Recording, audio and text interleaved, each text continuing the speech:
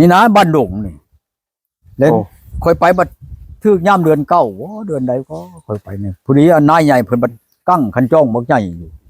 ลูกน้องนี่ไปแล้วเราควักบัดนี่คือมัน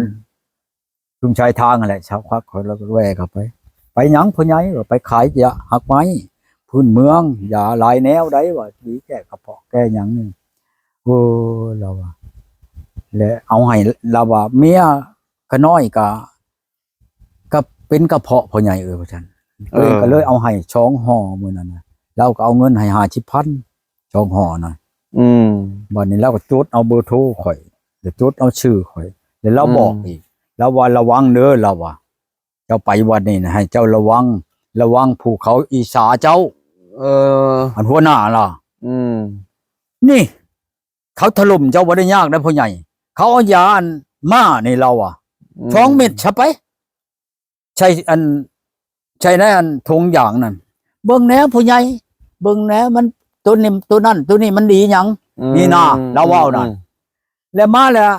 เขาเลยยัดยาอันมานั่นใช้ทงนั่นของเจ้านั่น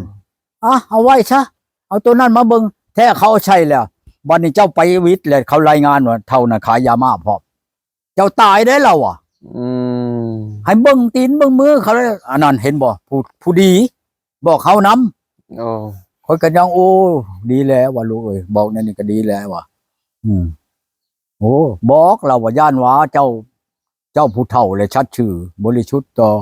ประเทศชาติบ้านเมืองอยู่ดอกไปขายกับขายแท้ขายยานี่ผู้จากอีสาเจ้านั่นเฮ็ดกับเจ้านั่นเราบ่หลายดอก2 เม็ดเราป้อนใส่ถุงเจ้าหั่น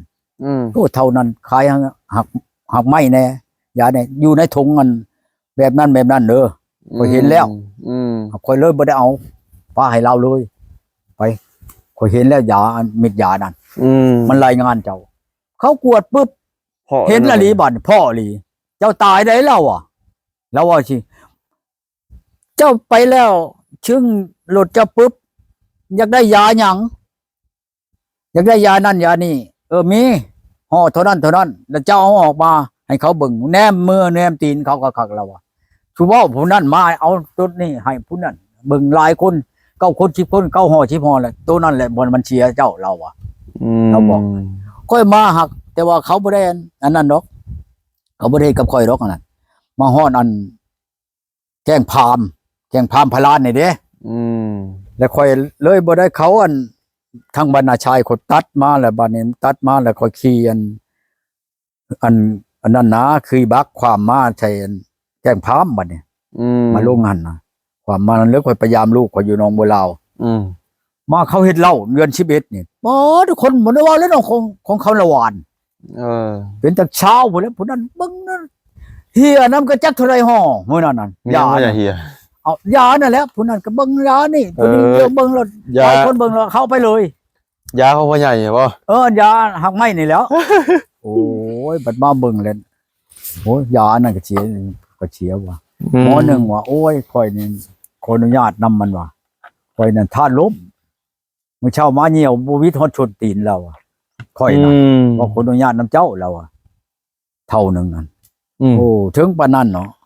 เจ้าขายห่อในใดแต่ข้าวนั่นค่อยขายอันห่อนึงอันห่อละแสนกีบเฮานี่นะห่อละแสนรับประกันโลดโวยเราบ่มีเงินเราค่อยจะขอนำเจ้าเดี๋ยวนี้ค่อยเป็นลีได้บ่แม่นค่อยเว้าลิ้นได้เราค่อยเชียร์ทาสค่อยลีนั่นอายุเจ้าหลายปานใดอายุก็บ่ทันหลายแล้ว30ปลายนึงโอ้ธรรมดาคน30ปลายนี่บาดโตอันนี้หน้าชำกันกับคนนั้น6-70แล้ว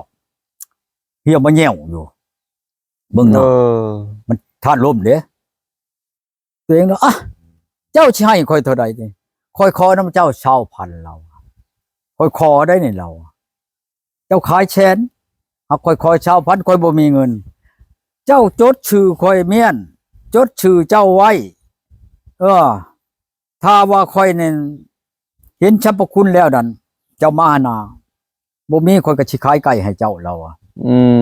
อันนี้ค่อยอยากฮู้สรรพคุณของมันซะก่อนเราอยากกินลองเบิ่งซะก่อนคักแน่บ่เนี่ยอันจะหายตัวเองว่ะเอาค่อยบ่ได้ตัวได้ถามรถบ้านนี่เมียเด้เมีย เมียไปใช้เมียไป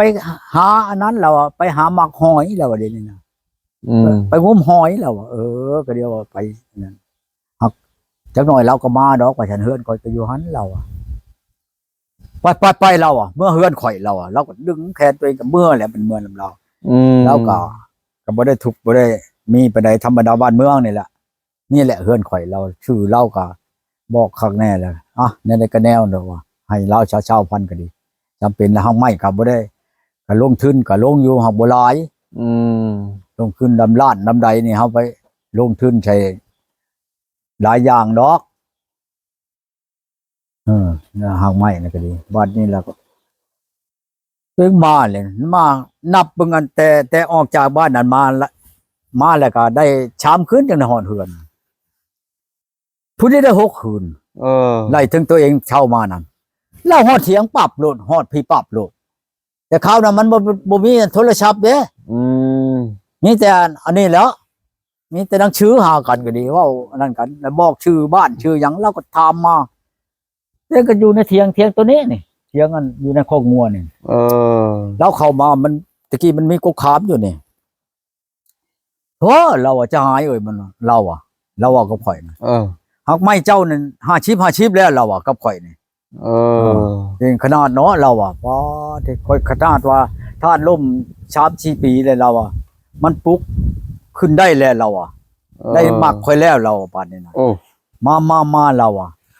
โอ้ได้อะไรเนาะจะหายตัวเองโอ้ยได้แล้วเราอ่ะแล้วจ้างนั้นบักแห้งนี่บ้านน้อยนองโจดนี่บ้านกุดแก่น้อยนี่มาชงเราได้บักนั้นก็ขี่รถจักรเราแล้วรถจักรอีห้างเราแล้วตมาเลยขึ้นมาเฮือนตัวเองก็หาข้าวหาน้ำให้เรากินข้าวกินน้ำแล้วเราก็อำลาคาจากผู้ที่บ่าย2 โมงนี่แล้วเมื่อแล้วบัดนี้เมื่อจักได้จากมือแต่เข้านั้นบัดอันมีหนังสือเนาะเฮ็ดหนังสือแล้วเฮ็ดหนังสือมา เออ มาหา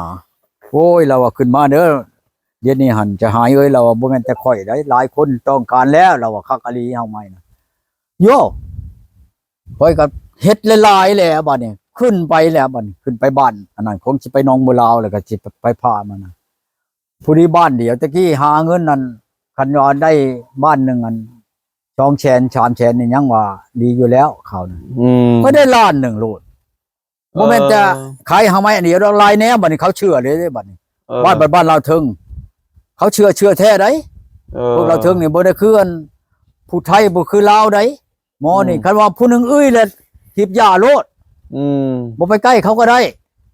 โอ้ คันว่าอ้ายว่าฉันอันนั้นโอ้ยชัดเขาเห็นดีล่ะ จะว่าลุ้มจะบ่พ่อใหญ่ ก็ไปเบิ้ลแหละบ้านแน่แม่บ้านเราน้องแคนน้ำมูนีทัวเบิ้ลแหละนี่ค่อยขึ้นไปผุดกระแตบหน้าพิล่างเนาะ